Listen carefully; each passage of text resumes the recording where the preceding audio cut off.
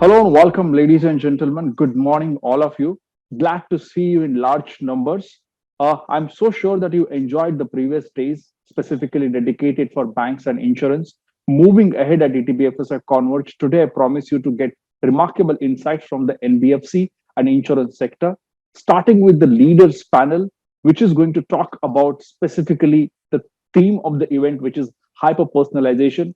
As we understand, the BFSI companies are moving ahead on the next level to create hyper personalization and a seamless customer experience. So, in this particular panel discussion, I'm going to explore the same in terms of how the NBFC leaders and the players who are actually supporting the NBFC system are taking and scaling it up to a next level with the digital for a better customer experiment and bringing hyper personalization in the segment. So let me take pride in welcoming the best speakers that I have with me here for this particular panel discussion. And my first speaker is Mr. Umesh Revankar, MD and CEO, Shriram Transport Finance Company Limited. Mr. Revankar, glad to have you. My next speaker is Mr. Prashant Kumar, MD and CEO, Standard Chartered Capital. Mr. Kumar, glad to have you. Good morning. Thanks for having me here. Thank you, Mr. Kumar. My next speaker is Mr. Samir Raje, GM and Head of India, Zoom Video Communication. Samir, glad to have you. Thank you, Amol, and gentlemen, it's a pleasure to meet you all. Thank you.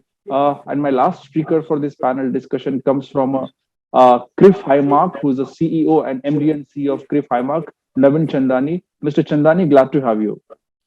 Thank you, Amol. Good morning, everyone. Uh, so, gentlemen, to begin with, I have a few common questions and few specific questions.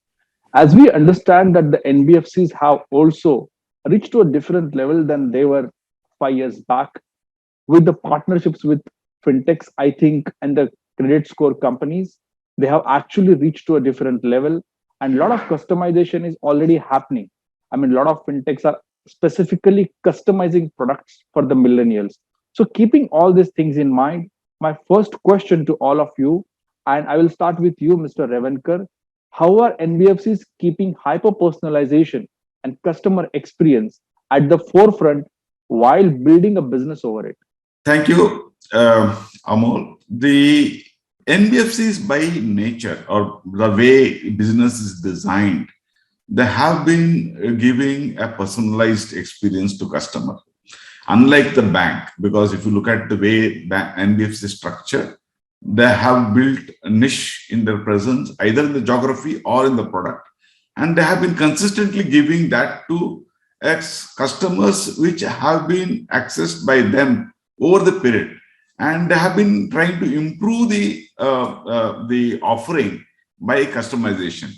The fintech or the credit scoring companies have always helped them to improve the offering, especially in identifying the right customer and also trying to give a better product or suited to that particular customer.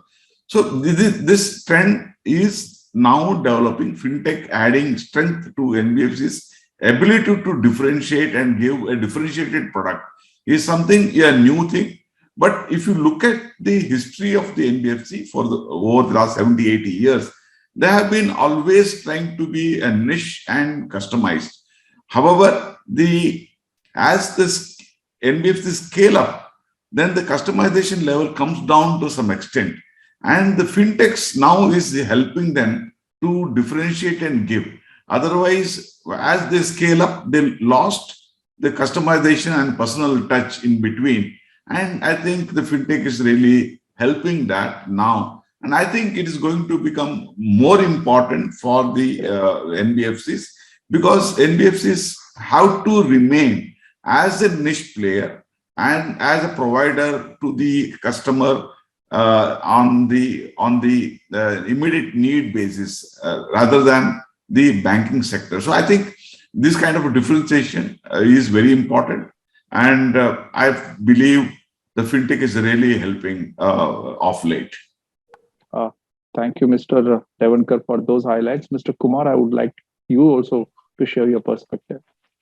So my take on hyper personalization is that you know we need to have a distinctive offer to a customers, each of these customer individually based on its own personal journey in a financial system, based on its own behavioral experience which they into that. It's more like nudging him to and offering him product at the right point in time, instead of generalizing into broad 7 8 categories and offering him the product. How does it kind of operate? So you have this whole set of data points around the Right. customers, and then whether you want this customer to be activated, whether you want to retain him, whether you want to cross sell him, whether you want to upsell, if he's a customer for your one product, whether you want to migrate him to second product.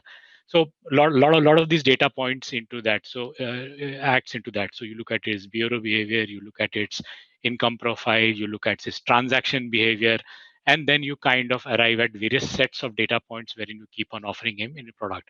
We in Standard Chartered Group, in both our at a banking level, on a personal loan, credit card, such offering keeps on happening to the clients once you are onboarded to that. Again, the two sets piece which I always say, that one is that what data you have internally, whether what data you have internally. You have Correct. captured customer behavior, you have captured his bank statements, ITRs, income profile, transaction history. That's one. Second piece is how much data you can take it from an external source, external vendor, whether it is a fintech or it's Griff Highmark, Sibyl, Experian, any of these, or any other parameters. And how do you marry both of them to make sure that your offering is landing at the customer table at the right point in time? That I think would be more. And what exactly are we? Why are we trying to do this? Actually, it's all about goodwill. And finally, the customer should have this smile on his face that I have got an offering at the right point in time in my table. I think very valid points, Mr. Kumar. And I think it's only because of the data and different algorithms now, the fintech companies or NBFC itself are asking customers, oh, you want to buy an iPhone 12? Go for iPhone 13, we can finance you. That's kind of data which is Correct. available. And, the hyper personalization is happening. So you mentioned about Griff Highmark and you mentioned so much about data. So I cannot stay back but bring Mr. Chandani here. So, Mr. Chandani, you and obviously Mr. Rajay comes from a little different background. So, you tell us about Mr. Chandani on the data front, and tell us, how actually the different kind of data scoring that people are doing in the industry is actually helping NBFCs and the BFSI ecosystem to strengthen their credit and giving a better customer experience. Thanks, Amal. Exactly what Prashant mentioned and Umesh mentioned. It is a combination and a creation, like you said, of an ecosystem. I think eventually hyper personalization is something which has become a norm. All of us now in urban India have got used to the Amazons and the Flipkarts of the world. We keep getting offers, even if it is just watching an OTT, right? They will give you the next recommendation if you have just completed a web series. So it is all about how you structure the data and how you create a persona. It is eventually NBFCs who are coming up the curve in terms of using the data and leveraging partnerships in this ecosystem. So, for example, I heard Prashant say there was a cross-sell opportunity. Let's take, for example, what happened during the pandemic. It could have been at that time, NBFCs have actually utilized data to understand if whether a top-up loan is required, giving empathy to people who actually require their existing customers, basis data, offering it at the right time. So that is an upsell that was happening. The cross-sell could be that they have taken a particular, say, a two-wheeler loan, and then slowly they see that there is an option that we can give them more credit. And a person who has a two-wheeler basis his age might be requiring, like you said, a mobile phone, and then offering that at the right time. Also, partnering, I heard the other two panelists say, in this ecosystem, it could be different partnerships. Now, at the time of checkout, it could be physical checkout of a store or a physical or an online checkout through an e-commerce site. you see that now something which could be a very, very short term, small ticket loan, which is called BNPL, which has started coming in. So e-commerce are partnering NBFCs. All this is happening together, but most important, real-time decision making. Whether this person is eligible and how much is he eligible for a loan. I think the use of real-time data, creating persona, and underwriting, making a real-time decision and offering that is become important. So I think if I put all this together, the ecosystem is right for a frictionless checkout.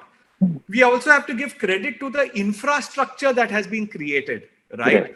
All this can be done frictionlessly. It could be done paperlessly, only because of the India stack. So in summary, hyper-personalization is about the use of data and partnership in the right format. Absolutely copy you, Mr. Chandani, and really liked your conviction, the way you're talking as if, you're doing it right in front of all of us. The data segregation and the data analysis. Very well said, Mr. Chandani. And Mr. Raja, I will have to bring you back here. I will have to bring you here and understand more about the collaboration, the partnerships, because that's what we discussed. Mr. Revankar and Mr. Kumar also. Slightly, I will give you a reference. I was reading about Zoom, which actually at a global level collaborated with some banks in terms of rebuilding the communication strategy. So when we are actually thinking about hyper-personalization, what kind of partnerships do you think are happening specifically with the NBFCs? And what is the role of the collaboration specifically in the digital economy that you see? Well, Amol, thank you so much. If I have to go through some of the key elements that Umesh, Prashant, and Naveen did mention, some of them were like, the first aspect Umesh mentioned was, the differentiating factors for the NBFC. The second is, cross-selling, upselling, and Naveen did mention about the data points of it. Well, let me give a different perspective or a second element to it, and that's where collaboration platform and collaboration technologies come into picture. Because today's customer, whether it is urban or whether it is rural, they are very well informed, and if they are not, they have information available at their fingertips. So it's extremely important that in this journey of be differentiating or be using data points or cross-selling, upselling, it's very important for NBFCs to have that personal connect with the customers, and that connect is very critical, and that connect will help probably establish right from communication channels. It could be from pre-sales to post-sales and support and so on and so forth. And the customer needs to be empowered into, when and how they connect with the representatives. It could be the pre-sale simply as walking into, as Mr. Naveen mentioned, walking into the, partner office and, reaching out and speaking to them, or reaching out to the support agents, or even it could be, at the time of EMI collections. If we see the technology which has evolved, first it was in-person meetings, it went to maybe simple phone calls. From there, today we have self-help, facilities on the websites, on the chat, to instant messaging and ability to chat with, support agents and sales agents online. Now we are looking and getting more and more requests via social media, and also now what is coming in, what is known as video contact centers, right? So there has been a complete evolution of technology stack. And thereby empowering the customer more to establish a personal connect. Now, also remember that NBFCs, being the finance segment, there is a need to establish that trust factor. And unless that trust factor is there, the customers usually tend to shy away because, there are a whole lot of things, one clause here and one clause there. So probably, that trust factor needs to be or can be established by using the right communication and collaboration platforms. It could be instant messaging, it could be video contact center, or a mix and match of both.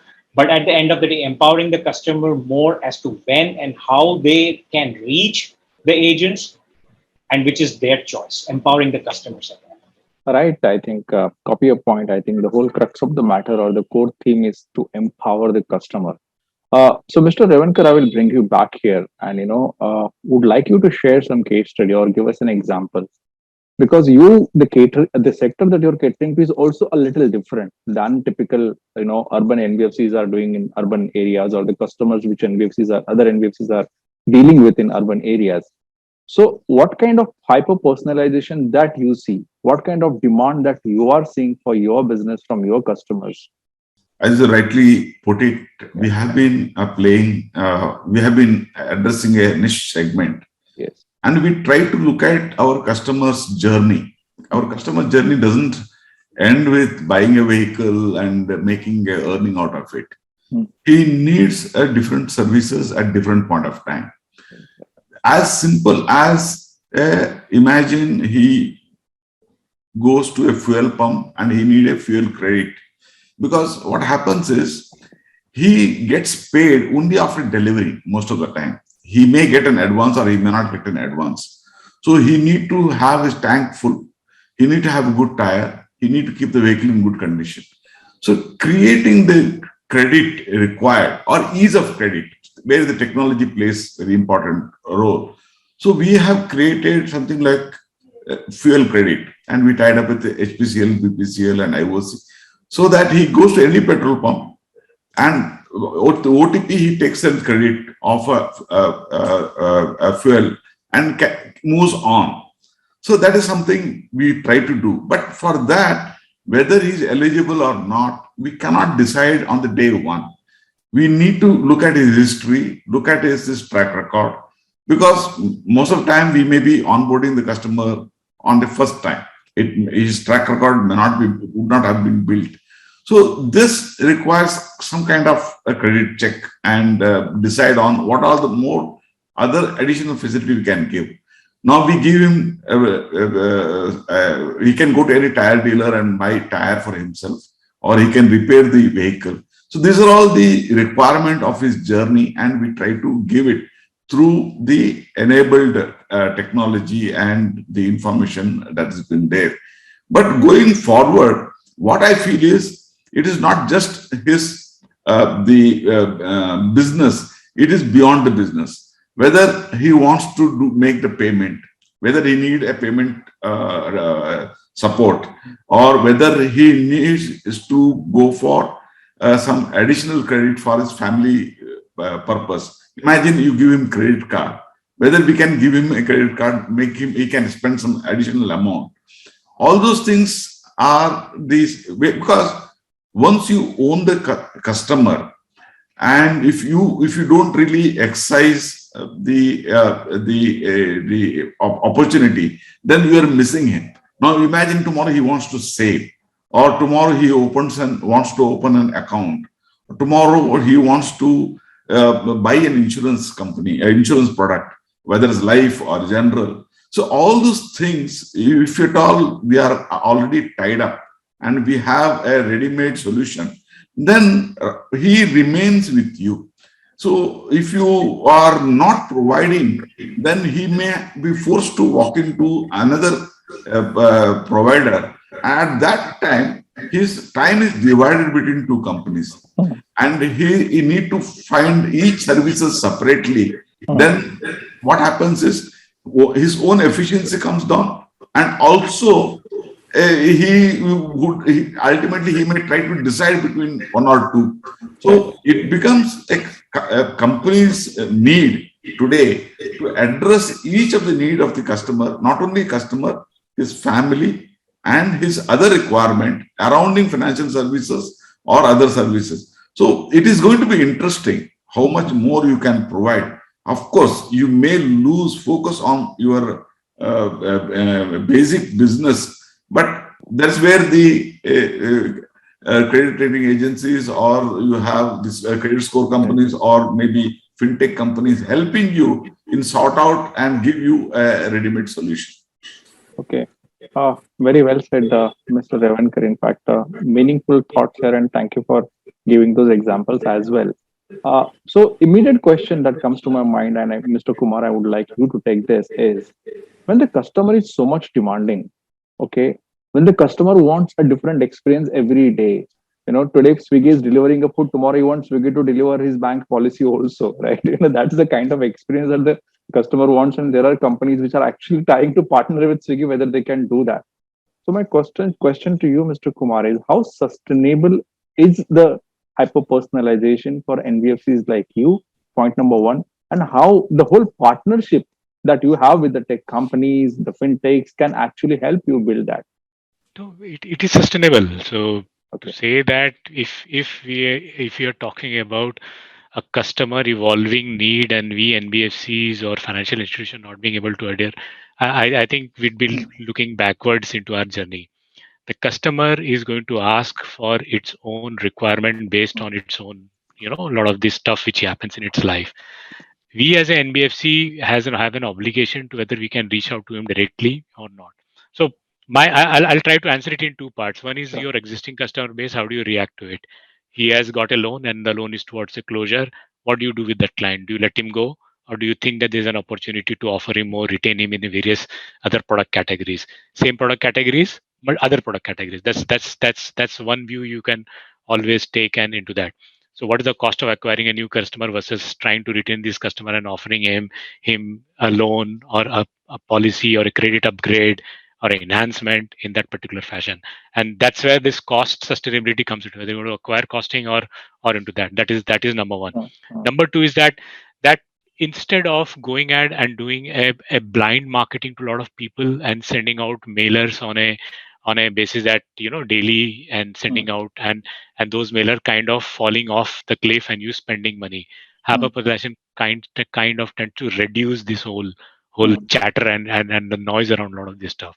Now, what does it mean? That I should know my customer better, his experience is better, his financial needs understanding is better, and whether do I have sufficient data point to offer him, or do you think that I need to buy or borrow certain technological aspect of data point, like Samir was saying, if you are with Zoom and you have got this unstructured data or a data around video call, how you want to use it back into your customer own journey and try to figure out how to deal with that. Now, that's where it all comes into that. Look, data as a financial institutions, you always have this whole data which is whole legacy in nature for last 20 years, which is how much you have captured correctly or not. But then there is also a lot of set of unstructured data which is there flowing in terms of a social media or a call and how do you marry both of these to make an offer which is very clear to him and relevant to him at that point in time. Probably that point in time customer may also pay you a premium if you are going to offer him a correct product. Else, then you're going to stay as a customer and then you have to cut down your prices. Noted. And let me take that question with Mr. Chandani. How do you marry the data, Mr. Chandani? How do you actually deal with unstructured data and actually try to make a sense out of it? Because data is flowing from all those sources everywhere. So Amol, all great points, by the co-panelists. At the bureau, the credit bureau, basically we get the data that comes from the lenders themselves, right? So all financial institutions who are giving this data are actually giving credit history of that individual. Just for the audience, there are three types of credit bureaus within a credit bureau, right? There is an individual credit bureau, which is the retail segment. There is an MFI bureau, and there is a commercial bureau. Now, take for example, sometimes an MFI, which is usually a group of women in India, they have taken a loan for a particular purpose, and they have graduated to taking a loan on an individual basis. And that time it could be a loan for agriculture, for education, it could be for buying, affordable housing, it could be for various things, right? What we have started doing is we are giving a comprehensive report between both the MFI and the consumer bureau. So you get the holistic view so that the underwriting is far more stronger. Similarly, if this individual is also a business owner, now that would come into a commercial bureau. If I can give that comprehensive view from the entity side and the consumer side, it becomes comprehensive. So that is something that we can do.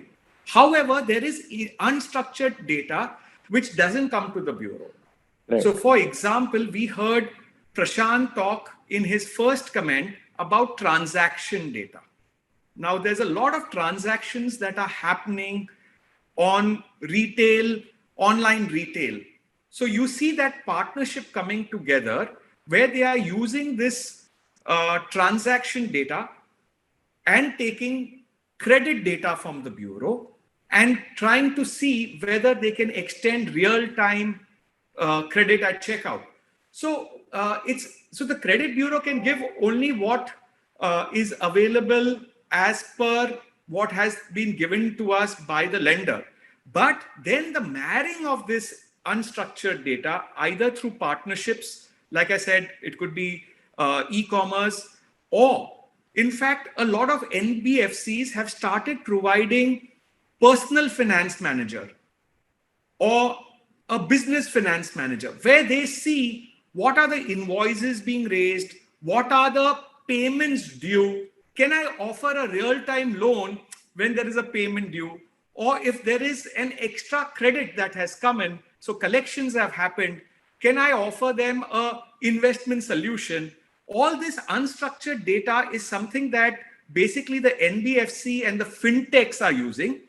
And like Umesh mentioned, they check whether the credit history is okay or not and combine both the data in their premises to make a call whether to lend or not, or help them with some particular solution or not. Okay, detail one, Mr. Chandani, and thank you for adding those meaningful anecdotes here. Mr. Raja, I will come back to you, and we discussed about the collaboration and the partnerships. Let me take that wagon ahead, and since we are talking about hyper personalization, and the core is empowering customer or giving them a better customer experience, we spoke about the partnership. So I want you to tell us, generally, I mean, we all understand digital is a boom, but what are the major obstacles that happens when embracing digital to offer a better customer experience? Because there are a lot of partnerships. NBFC will have its own own set of rules, and the fintech and the partners will have its own set of rules. So how to marry both and offer a better customer experience? What is the solution here according to you? Well, I think I would like to double click on what Mr. Umesh mentioned, right? It's a customer journey. Right? And how that journey is brought together using data points and customer experience is what is critical. Okay. And from a collaboration standpoint, if I have to say, a right collaboration solution can actually help bring this entire story together. Now, if I have to again go into the example of what Mr. Umesh mentioned, right? A commercial vehicle user probably goes to a gas station and he needs a credit to top up his tank, right? And he's going to get paid only after that trip is over or something like that. How do we address that? Just imagine setting up a kiosk over there, and at the gas station where the particular person can access or reach out to the bank or the NBFC for whatever support it might be needed, or it could be through the selling agent and so on and so forth. It could also be pre-sale messaging which is going on.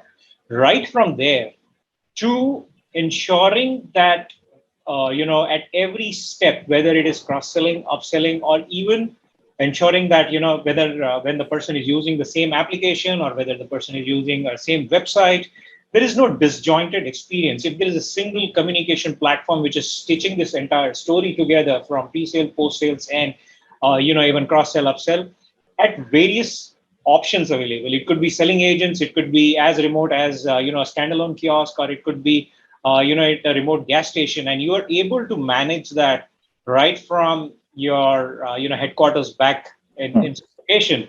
That's what the journey. You are helping the customer or communicating with the customer at every step of the journey. The customer has an option to connect with you at his or her choice. It's not that the customer is looking for, how do I reach out to somebody? That is collaboration. That's the power of collaboration. And again, as I mentioned in my previous response, you're empowering the customer to reach out to you at the stage of the journey of their choice and at a location of their choice. And it's very important that this platform across, right, be it for support, be it for sale, be it for legal, be it for EMI collection, whatever it is, it's constant across all through. And that is the story that collaboration can bring together. Okay. Very well said, Mr. Raja. And Mr. Revankar, I will come back to you. And I want you to tell us more specifically about what may happen in the hyper-personalization. So I got your point where you said that own the customer. And when you have a customer, you have to serve him the way he wants to, right? How difficult it is for you to serve him the way he wants to what are the changes that you have to do at front end, back end, at your company level? That is part number one.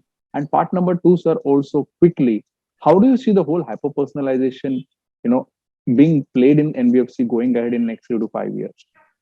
See, the biggest challenge is the way you conceive and understand the customer requirement, and the ability to really provide the service at his doorstep.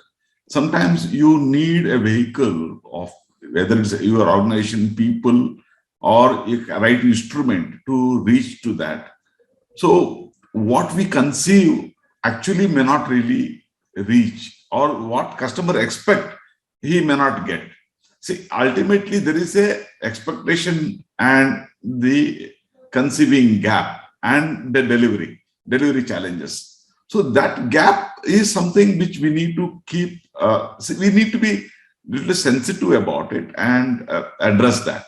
And sometimes we may overreach and try to provide something which is not necessary. And sometimes we may intrude into his privacy and get into some kind of, say, when you try to collect too much of data through SMS, webs, or internet and all, sometimes, so that can be embarrassing. So we need to be little sensitive about it. And I feel the delivery mechanism need to be much smoother. And probably if he's not anticipate something from us, then that we should be a little careful about it. And somewhere over enthusiasm can get into a challenge where customer may break the relationship. That possibility is there. So we need to understand this. And I think how to smoothen these things is a challenge. And therefore, you need to continuously work on that. And some kind of a personalization is required when you deliver. When I say personalization, the message has to go from some kind of a relationship manager or executive in such a way that this is what we felt that you need and we are providing you. So that messaging you need, you can't be totally impersonal. It has to be some kind of a personalization has to be there. So I think somewhere there, in a hurry to grow fast, sometimes you try to become a product only company without a service aspect. So that's where I think we need to be really careful, and every NBFC need to work on this relationship. Right. Very well said. In fact, I would like to add, look, Sure. the point of sale is changing. Earlier, the customer used to come to a bank or a financial institute, take a credit card, personal loan, term loan, any categories of loan, and then goes back and then he does his spending as he wants because he has got an approved credit limit. Now, the point of sale is a place of the merchant. So what does it mean? What does it mean? That you are there at your merchant place wanting to buy an iPhone 13, like you guys said, or you buy to any product. Can you decide then and there itself or not? Now, to decide then and there itself would mean that you need an entire technological stack, how to deal with it, right from its bureau reporting, credit history, transaction, behavior, ability to give him a loan, and to that. And then you need that quick decision making of documentation, doing a check, everything. Now look at like Naveen said, when you're talking about BNPL, that's what you're doing. Exactly. The moment you go ahead and try to do that, there's a lot of effort on a back end kinds of runs and says, like Umesh said, that if you want to go and fuel tank up, it's not so easy. Now a lot of these activity has been done and given to you. Now all of these are pure hyper personalization, which is happening at an individual personal customer space. However, there are other spaces as well. You take institutional or a company asking for a loan. How do you deal with that? Or a supply chain finance. How do you deal with their hyper personalization? How distance are you from your own what you call corporate? Whether your main corporate is going to give you guarantee, no guarantee, then how do you take a call distance?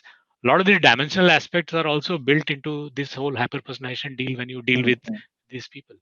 But give me one more, answer here, Kumar, Mr. Kumar. I always wanted to come back to you after Mr. Revankar. But let me tell you something. I was moderating a session at Singapore FinTech Festival long back, and A banker from ANZ, which is a global bank, told me very interesting. He says, my biggest challenge today is that the customer want me to serve them on Twitter and on LinkedIn. And which simply means that, I mean, I cannot open a branch on a Twitter and LinkedIn, right? But that's what the generation is demanding. And I think same was quoted in the McKinsey report also 2 years back. So, Mr. Kumar, obviously, I buy your point, but can you also add and tell us how tough it is not only for you as an NBFC, but for whole BFSI companies to cater to the customers and serve the customers the way they want? So it look, customers are always challenging, and as an institute, you always have this challenge of dealing with customers and their requirement keep on changing around it. Now to say that previously customer were less challenging and future customer will be more challenging, and I don't think so. I personally believe that the digital adoption, the India stack is changing the way a customer is interacting with a financial institution. Is brick and mortar absolutely irrelevant? I don't think so. It's become absolutely irrelevant. But going forward is going to be relevant? No, going forward is not going to be relevant. Going Right. forward is going to be the digital space, digital workplace is going to be relevant. So what does it mean? How do you interact with customers? Look, two questions come out very clearly. Who owns the customer? Yes. If you're going to tie with always with fintech and run your business, then the customer belongs to the fintech, not to you. Yes. You know. But then the fight is all about who owns the customer. Do you want Swiggy to own your customer? Do you want user to own your customer? Do you want Zomato to own your customer and do everything and you help balance sheet and help and deal with it, or how do you want to deal with it? The whole fight around customer acquisition and customer experience is all about that. Do NBFC have to invest heavily? Yes. Look for me, KYC, CY, KYCs and other stuff. How do I make sure that he at sitting at his home, he's able to open an account as quickly as possible with me? I'm able to validate his KYC, I'm able to validate his Aadhaar, PAN card. How quickly Yes. I'm able to tell and give him that. If I'm able to do it, say within a span of 10, 15 minutes, 20 minutes, yes.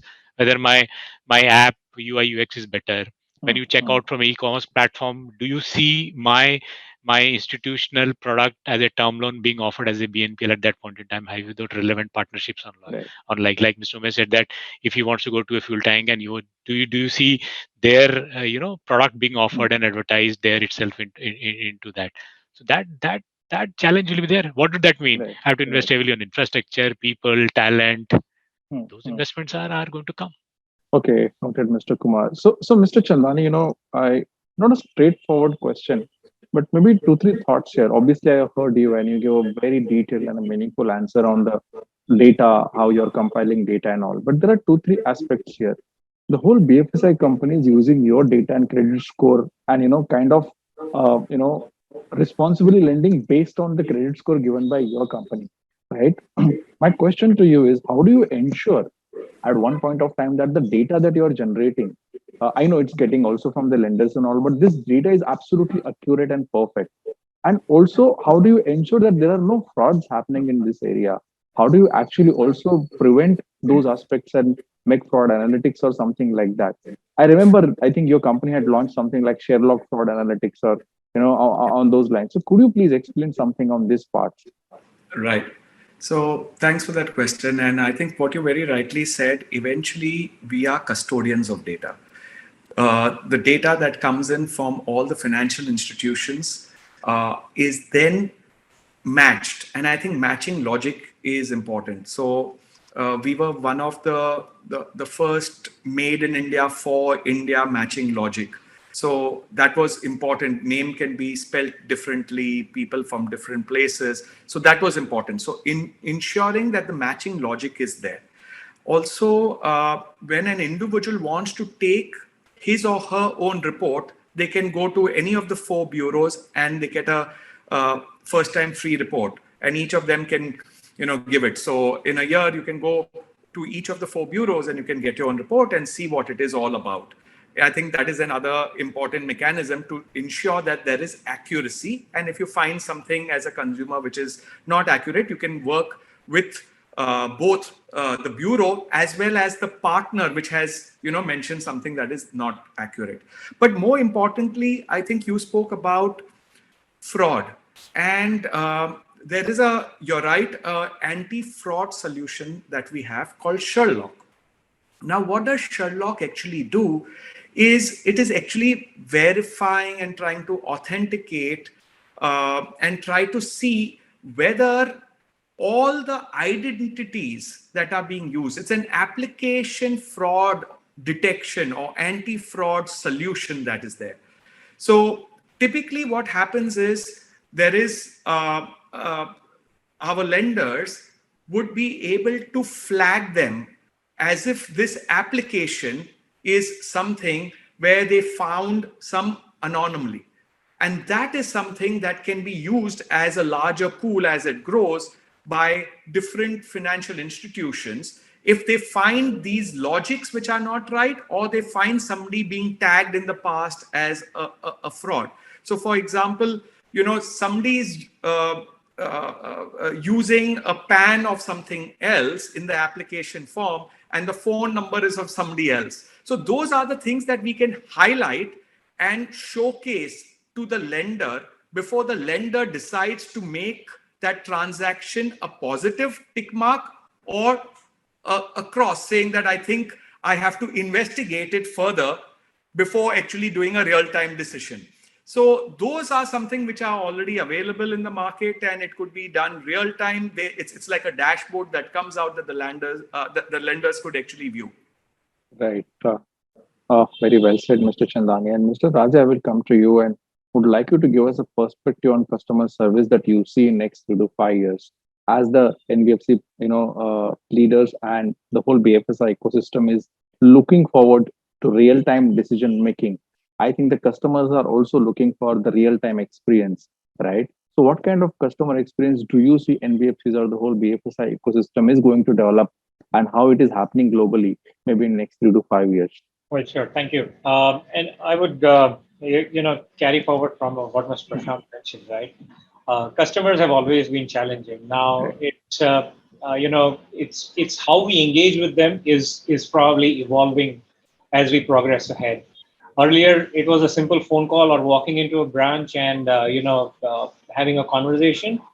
So now it is easier to rant on Twitter or on some other social media platform and showcase that angst rather than even having a simple conversation with a executive.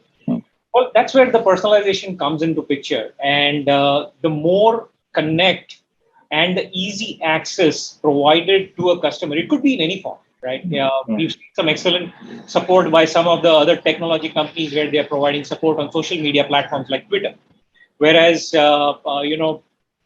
somebody else is not there on Twitter altogether. So it depends on the platform, depends on the collaboration, how NBFC or a financial organization is choosing to interact with their customers in an open, secure manner, and also be able to provide to the customer the ability to connect at their choice. And that is going to evolve over a period of time. Again, I would repeat the fact that we went from a simple phone, walking into a customer branch, to a phone call, to maybe instant messaging, and today video has suddenly become the new audio, and everybody wants to have a video chat, right? Your personal bankers are making a video phone call and having a conversation. Similarly, we have the eKYC where you can hold your Aadhaar card and just do the digital eKYC done within seconds.